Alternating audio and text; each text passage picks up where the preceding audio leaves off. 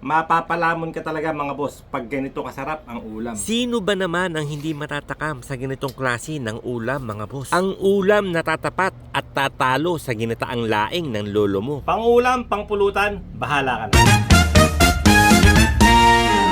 Iihawin lang natin yung talong mga bossing.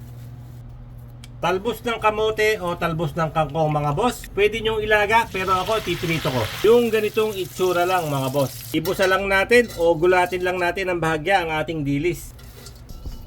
Dito na lang din ako magigisa mga boss. Nahin na natin ang bawang ayon sa nakasanayan. Sinama ko na rin yung luya. Isunod natin ang sibuyas. Lagyan natin ng isang pirasong setamak. Panggisa natin konting alamang galing pa ng Pangasinan mga boss.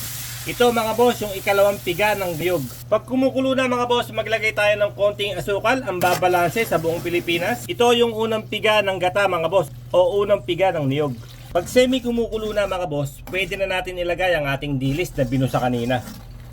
Pinong-pinong paminta, yung ating siling inihaw, konting suka. Pwede na natin ilagay ang ating inihaw na talong. Isunod na rin natin yung ating piniritong talbos ng kamote. Ilagay na natin ang ating walang kamatayang tokwa. Dinurog na skyflakes mga boss. Maghahatid ng konting lapot at konting linamnam sa ating mga niluluto mga bossing. Ganun lang kasimple at ganun lang kadali.